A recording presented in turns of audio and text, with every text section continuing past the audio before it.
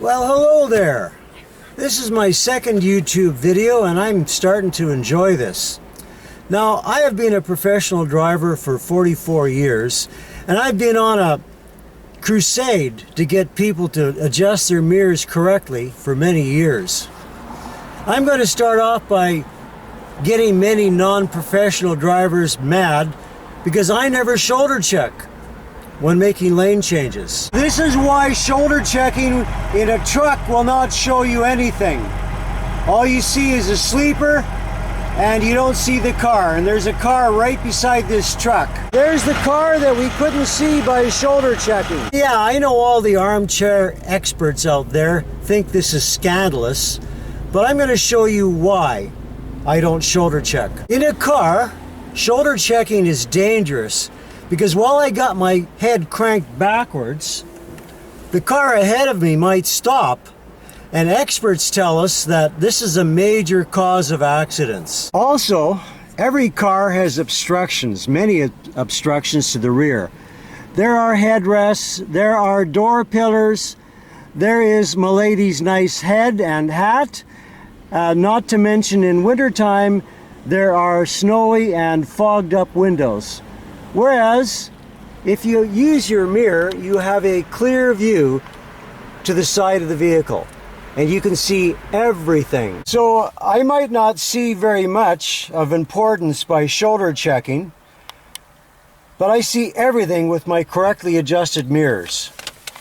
Only problem is, this mirror is set the way most people set their mirrors. It's a way too high and it's a way too far in. I'm looking at my own car and they're looking at the sky, or in this case the trees, and they say, oh, I can see the car back there. Yep, you can see the car, but the problem is what you don't see is what I'm concerned about. And what you don't see is the little kid on the scooter. So if they had their mirrors adjusted properly, they would see not only the kid on the scooter, but they'd actually see his scooter as well. So you see everything with properly adjusted mirrors.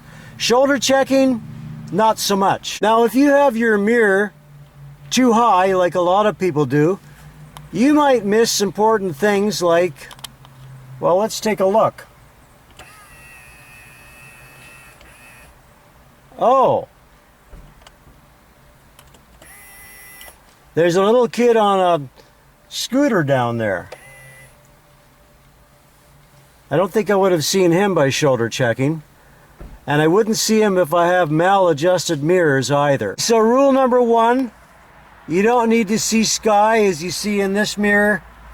This is a maladjusted mirror. You need to have your mirror down at the horizon like that, and you never know, you just might be able to see a little kid down there, and that's any driver's nightmare. If you have your mirrors adjusted correctly, you're going to see things like little kids where they shouldn't be. But if you got it up at the sky, you might not see them. And rule number two is you don't need to see your own car. So get your mirrors out. You're interested in traffic and little kids on scooters. So if we had this mirror out and down a little bit, wow, there is a kid on a scooter. This is why people who break rule number two really need to shoulder check, because you never know what you might not see. And there's a little kid that would have been seen if they had their mirror adjusted properly. That's correct adjustment right there. You don't need to see sky, and you don't need to see your own vehicle. So this is my simple rule to totally eliminate blind spots to the right and left. Rule number one, no sky, please. Those mirrors are not for looking at airplanes and sky.